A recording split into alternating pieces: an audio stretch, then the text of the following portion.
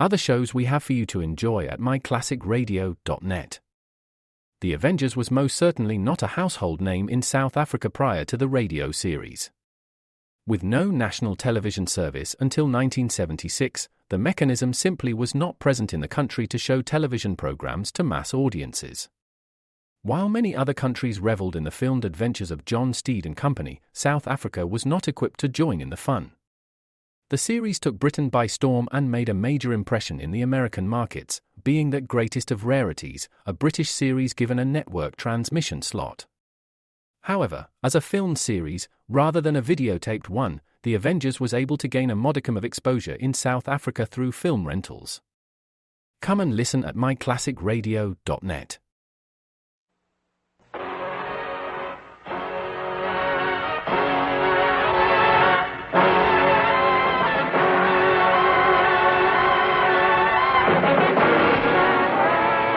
Danger with Grainger. Watch it, Hank. Here he comes. Yeah, he's in the garage. Come on. Okay. Now hurry up before he gets the motor going. Okay, fella. Hold it. Who are you? What do you want? Never mind. Move over. I'll drive. You do nothing of the kind. Get your hand away from that horn button, or you get it. Right now. Very well. Get in back, Hank. Watch him. Okay. What are you two men after? I haven't got anything, just a few dollars in my wallet. Shut up. Okay, we'll get going.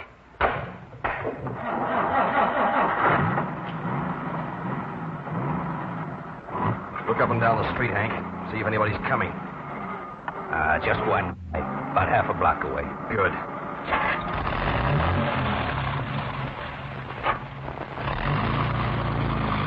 Yeah, pretty easy, huh, Hank? Yeah. Where are you two men taking me? And what's the reason for this? All we want is the dough. But I told you I haven't any great amount of money, just a few dollars in my wallet. You hear that, Hank?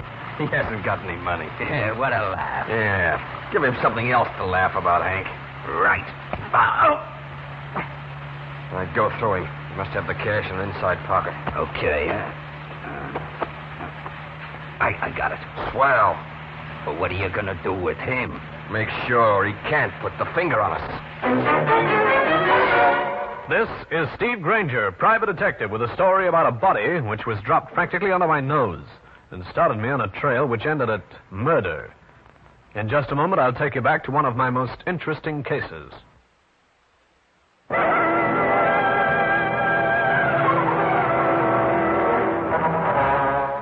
This is Grainger. It was early morning, around 1 a.m. I'd been wheeling a rented car down one of Long Island's highways on my way back to Manhattan when my headlights suddenly went out. I'd pulled up at the side of the road and was checking the fuse when I heard it.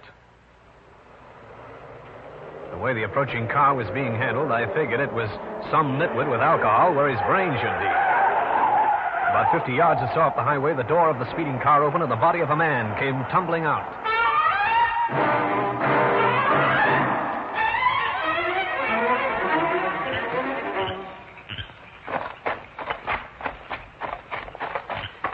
Say, mister, are you all right? What happened? You hurt bad. I stood looking at the man who'd passed out at my feet. Then I went back to my car, drove it up to the unconscious man, lifted him into the back seat, and went through his wallet. I found his name was Robin Roble, and his address, Cove City. I rushed him to the hospital where I explained what had happened. The Cove City police chief showed up, and I gave him a detailed report. Then I met Mrs. Roble, a strikingly handsome woman in her early 40s, who arrived at the hospital accompanied by a man. You're the man who brought my husband here. Yes, I am, Mrs. Roble. Mr. Grainger, I don't know how to thank you. Oh, this is an old family friend, Phil Douglas. Glad to know you, Grainger. Oh, yeah. Phil, I wonder if you'd mind letting me speak to Mr. Grainger privately for one moment. Not at all. I'll have a word with the police chief. What's this all about, Mrs. Roble? My husband seems to be coming along all right, except that he seems to be suffering from a temporary loss of memory. That's bad luck. That's why I came to you, Mr. Grainger. I want to ask you a question, a very important question. Go ahead. Ask. First of all, I want you to know that I asked our local chief of police about you. He assured me that you have an excellent reputation as a private investigator. Well, I must buy the chief a present. What about the question? Mr. Grainger, what did you do with the $10,000 my husband was carrying? Your husband was carrying $10,000? He was. And the men who tossed him out of the car must have stolen it. Because when I searched him for identification, all he was carrying was $15. Are you certain of this? I'm positive. If I found $10,000 on him, I'd have turned it over to the chief. I see. Mr. Grainger, since you're a private detective, I want to employ you. In what way, Mrs. Roble? I want you to clear my husband. Of what? That's just it. I don't know. But the $10,000 has something to do with it. How did you find out about the money? Entirely by accident. One of the tellers at the bank phoned our home. He asked if Mr. Roble wanted the numbers of the bills recorded. Did you talk to your husband about the money? No. You see, I have implicit faith in my husband. I'm positive that he had a reason for not telling me. Mrs. Roble left me for a few words with the doctor. To me, the $10,000 business looked obvious. The old shakedown game was being played again. I was turning this over in my mind when Phil Douglas turned up. Grainger, I spoke with the chief of police. He said that there was no further reason for you to wait around. Thanks. After all, it's late. It will take some time to drive back to Manhattan. I've decided to stay overnight, Mr. Douglas. I have nothing urgent in New York. You know, I've been mulling over your story, Grainger. It seems a trifle incredible. Oh? If the men were driving with their headlights on full... They were. Why didn't they see you? They probably were in too much of a hurry. Uh-huh. Why the sudden curiosity, Mr. Douglas? I don't have to report to you, you know. I made my statement to the law. I know you did. But I happen to have a little influence here in Cove City myself. Oh, you're the mayor? No, I'm not. But I'm curious to know why you're not going back to New York tonight. I don't think I care to tell you that. Why not? Well, I'm a private detective. And the emphasis is on the word private. I'll continue this interesting story in a minute.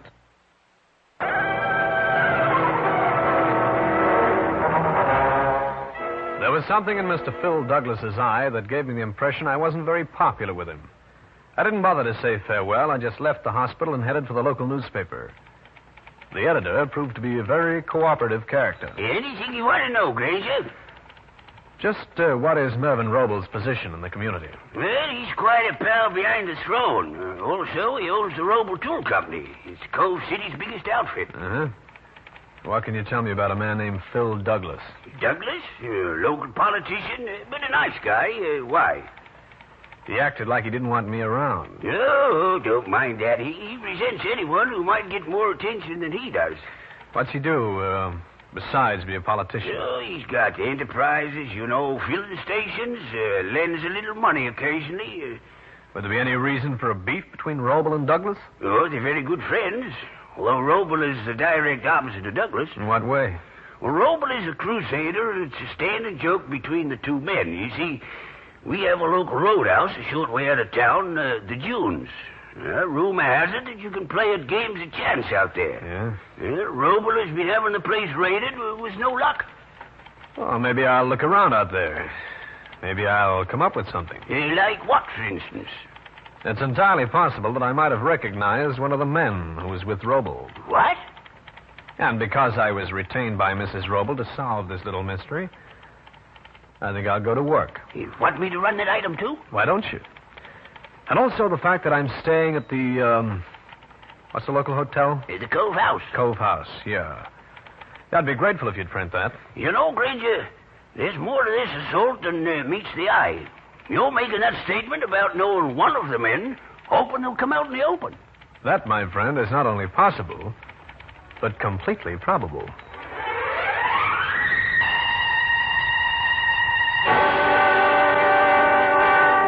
The editor furnished me with a description of Roble's car. Then I went looking for the Cove House. It was a typical suburban hotel. I got myself a room, got on the phone, and talked to the New York Police Department, giving them the description of the car and a few facts. Then I sailed for 8 hours of repose.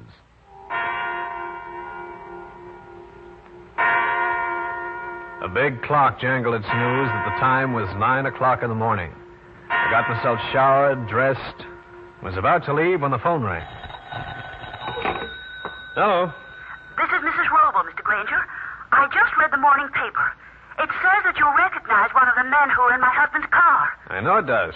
Why didn't you tell me that last night? Mrs. Roble, there's a reason for that statement being in the paper. I'll tell you why when the time rolls around. Now tell me, how is your husband? He seems to be coming along all right. His pulse is normal. The doctor's taking care of the bruises. But he still hasn't said a word. The doctor give any reason for that? No. He's puzzled about it, too. Yeah, okay, Mrs. Roble. I'll check back with you later. Goodbye. Yeah, I wonder who that is. All right, monkey, put up those hands. Is this any way to say good morning? Shut up. Go through him, Hank. Get his gun. Right. I got it. Yeah, come on, you. We're going places. You're the guys who slugged Roble and threw him out of the car. Forget it. I thought that item in the paper would smoke you gophers out of your hole. Get going. Yeah, down the back stairs. Over that way. What makes you think you're going to get away with this? Let me worry about that monkey.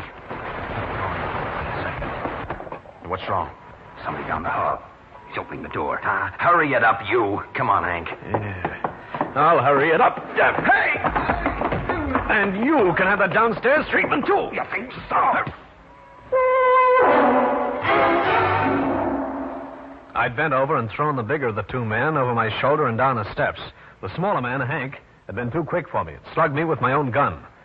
As I sagged to the steps, I just glimpsed Hank helping his pal up and out the back door. I was suffering from a sore skull, but at least I hadn't been snatched. I remembered a bar next door and went there, feeling that a little medicine down my abdomen way would alleviate the piston knock in my head. The bar was deserted except for a blonde nuzzling a beer. I ordered the same thing, and she spoke to me. You look like you'd had a rough time. My head met something coming the other way. Too bad. Next time, learn to duck. I intend to. I haven't seen you around town before. Nope. From New York? Yeah? I seem to remember you from someplace. You from New York? Now I remember. You're the private eye, Steve Grainger. Charmed, I'm sure. I'm Fran Draper. You staying in Cove City for a while? Yeah. How's the nightlife around here? I know a spot you might enjoy. It's out of town a ways. It's called the Dunes. The Dunes, eh? What's it like? Oh, not good, not bad. Like to go there? I might. Tonight? Why not? Make it 9-ish. I'm staying at the hotel. Okay. You call for me? With pleasure.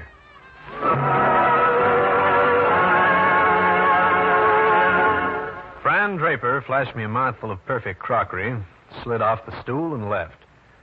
This girl had it, from the top of her shining head to the tips of her alligator pumps, to a curiosity about me. A curiosity which, the more I thought about it, the fishier it seemed. I almost got the idea that someone was cooking up something for me, and the recipe wasn't going to be too tasty. In just a moment, I'll bring you the climax of the case.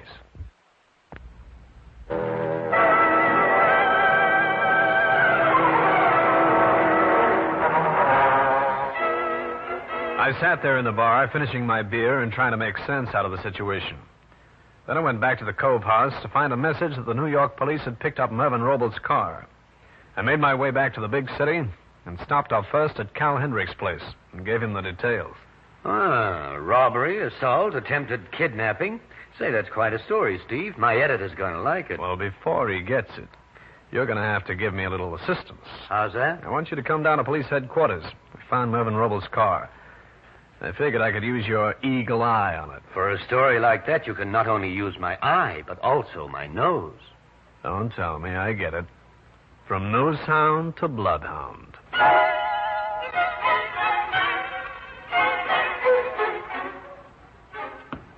Well, I guess I wasn't much help with the car, Steve. How do you like it? Not a thing to give me a lead. Not even a fingerprint, according to the lab boys. We might have more luck with the files. Your description of those two hoodlums rings a bell to me. Yeah, here we are. Linky something. Oh, wait a minute. Linky Bolvis, that's the name. There. That him? That's the big one. His pal was called Hank. Hank Carlton. Yeah, it's here. Note on the bottom. They've worked as a team for years. Uh-huh. There he is. Well, at least I know something about my two friends. Oh, just the same, they're just a pair of cheap arms. The real man must be higher up. You can say that again. Why? Didn't you hear me? I dropped Cal off at his place and turned my car's nose in the direction of Cove City again. I called into the hospital to inquire about Mervyn Roble, but he was still in a state of shock and loss of memory. Then I prepared to pick up Fran Draper for my promised view of Cove City's nightlife. The Dunes was a combination of smoke and semi-hysteria. The orchestra consisted of one piano and a smooth-talking waiter deposited the blonde and me in a booth. You'll like it here. It's quite a spot. Yeah, quite a spot. Care to dance? Oh, not yet. Let's order first. Oh, whatever you say. How about taking off your coat? Oh, not yet. Wait till I get warm. Get warm? In here? Where do you usually live? Inside a furnace? What are you looking at? Hmm? Oh, nothing. Nothing at all. That's a lot of nothing. Mr. Phil Douglas is quite a hunk of human. I think I will take this coat off No, now. you don't. Button that up. What are you trying to pull? I'm going to fix you, Mr. Grainger. Oh, are you?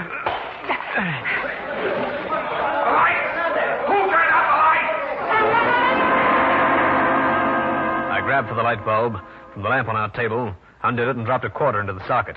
The lights fused, and the darkness gave me a chance to get Fran Draper out of there. Somebody, turn on the light! Come on, babe, we're getting out of here. Beat it, everybody, this is a raid! Come on, out this door. My car's right over there. Let me go. Come quietly or I'll slug you. Inside. I'm going to report you to the police, Grainger. You report me? That's a laugh, sister. After you tried the oldest gag in the world. Let me out of this car. Sit still or I'll slug you. Getting me to a nightclub wearing those torn clothes. No wonder you wouldn't unbutton your coat. You're waiting for Phil Douglas to show up. I was not. Cut it out. You were going to yell for help, and Mr. Douglas would have called a cop and had me locked up for more days than I care to think about. You're crazy. What's the act between you and Douglas? Nothing. You're mixed up on this Roble business, I know that. Oh, forget it. Okay, I'll forget it. For about an hour. I'm taking you back to the hotel. You don't want to get into more grief than you're mixed up in now. You'll stay there until I get back.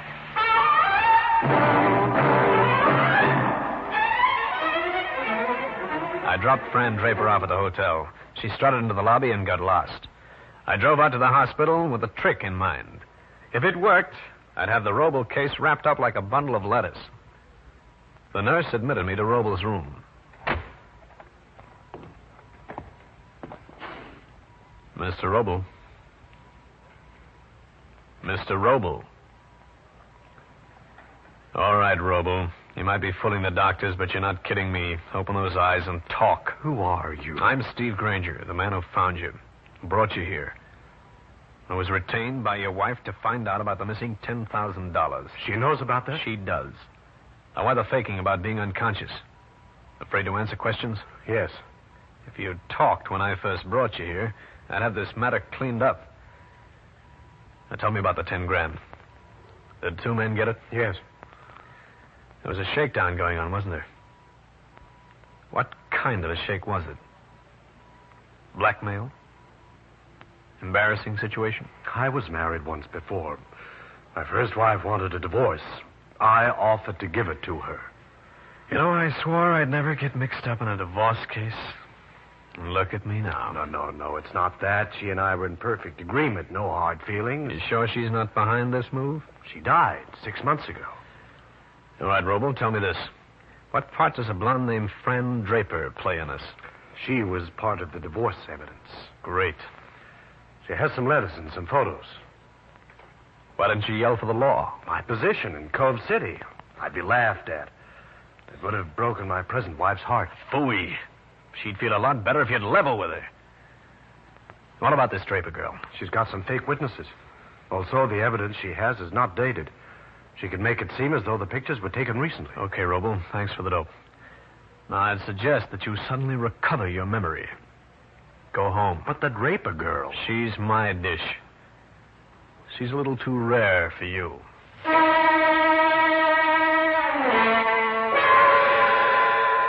I nodded so long to Mervyn Roble and mulled the whole sorry affair over in my mind on the way back to the hotel.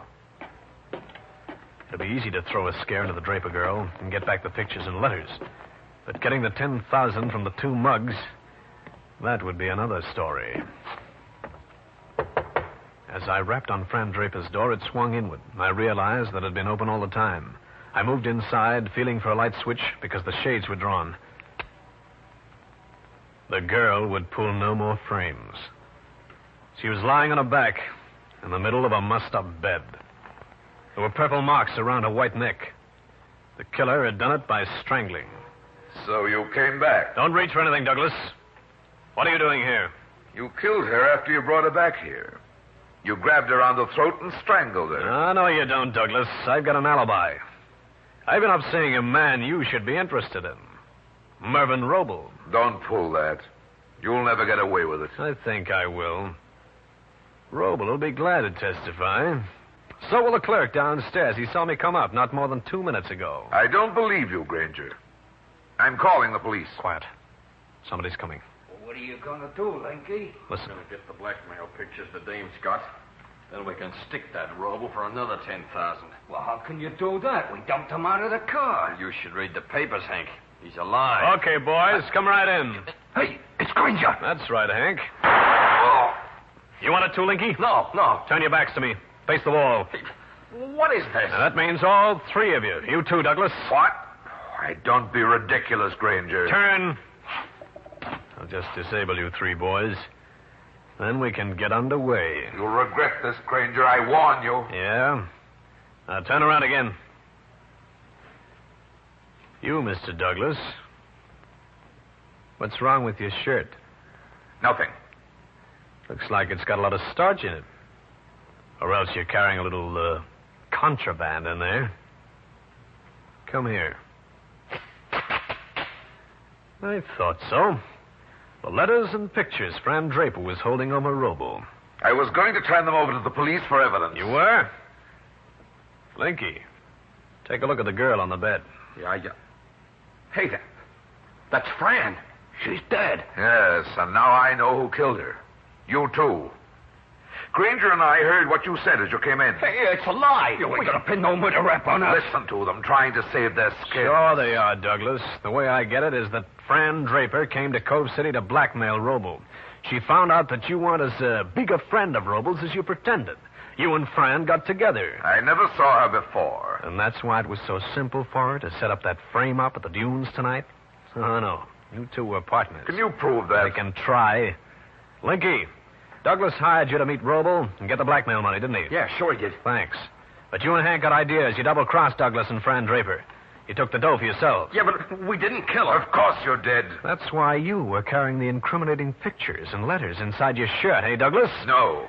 When you found out that I took the Draper girl away from the dunes, you got scared. You thought she might spill the truth about you. They came here, not me. Sure, but they didn't have murder in mind, Douglas. All they wanted was the blackmail stuff, so they could make a pitch for another 10,000. But you got here ahead of them.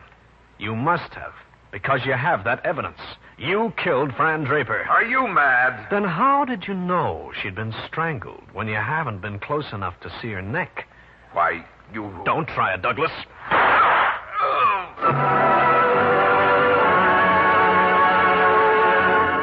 Well, friends, that's the story. I'll be back to wrap up the case in just a minute.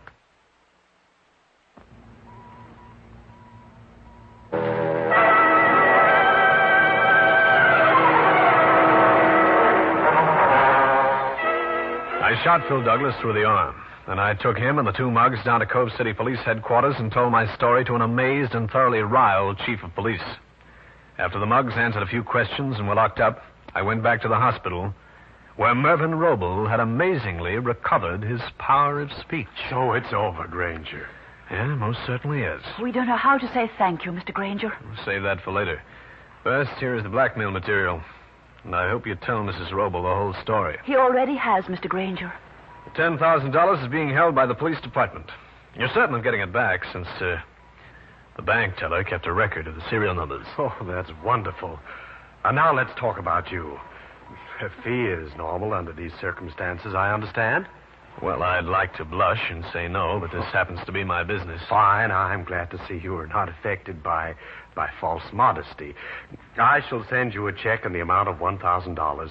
That's 10% of what I've been saved by you. Oh, thank you. I won't send you the receipt, but I will leave you one idea. What's that? Next time, tell the cops or the wife. Mr. Grainger. What? There shall be no next time. Fine. It's a wise guy who doesn't make the same mistake twice. Steve Grainger again. You've just heard one of the most interesting cases in my files. And I'll have another one for you. So be around next time.